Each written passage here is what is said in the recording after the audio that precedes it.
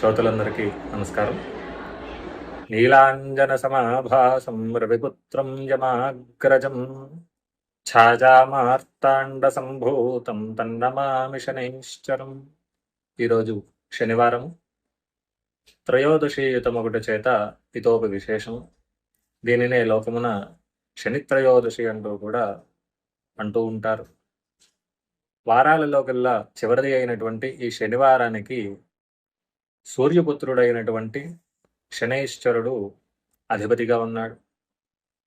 శనైహి అనగా మెల్లిగా, చరహ అనగా నడుచువాడు, శనైశ్చరహ అనగా ఒక రాశి నుంచి మరి ఒక రాశికి తన ప్రయాణగతిని మందముగా మెల్లిగా కలవాడు కాబట్టి శనైశ్చరహ అనేటువంటి నామధేయము వీరికి కలదు. ఇతోపి స్థిర, మందహ అంటూ వీరికి ఇంకా నామధేయములున్నాయి. మన జీవనంలో ఈ శనైశ్చరుని యొక్క ప్రభావం అనేటువంటిది చాలా ప్రాధాన్యతను కలిగి ఉన్నది. ఎందుకనగా మనము చేసేటువంటి సుకృతాల వల్ల పుణ్యం మనకి లభిస్తూ ఉన్నది. ఆ పుణ్యం వలన సుఖము లభిస్తూ ఉంటున్నది. అలాగే దుష్కృతాల వల్ల పాపం అనేటువంటి ఫలము కూడా పుడుతూ ఉన్నది.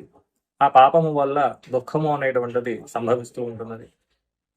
మనం ఆర్జించినటువంటి పాప ఫలమంతా కూడా అత్యంత అల్పకాలములోనే ఈ శనీశ్వరుడు అనేటువంటి వారు మనకి ప్రసాదించి ఈ యొక్క మోక్ష మార్గాన్ని సులభతరం చేయువారు ఈ యొక్క శనైశ్వరుడు.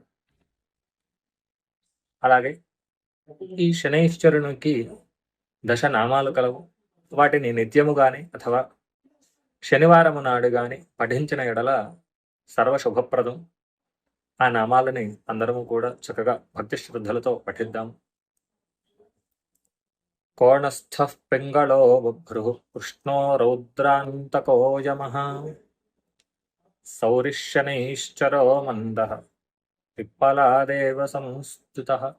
కోణస్థ పింగళ బభ్రు కృష్ణ రౌద్రాంతక యమః సౌరి శనైశ్చర మందః పిప్పలాదేవ సంస్థితః అను ఈ దశనామాలని ఎవరైతే నిత్యము గాని వారము గాని పఠిస్తారో వారికి శని యొక్క ప్రభావము అత్యల్పముగా ఉండును. అలాగే సర్వ శుభాలని పొందుతారు అని తెలియజేసుకుంటూ పునః అందరికీ నమస్కరిస్తూ శ్రీ గంజకామకోట పీఠ శంకర వేద విద్యాలయం.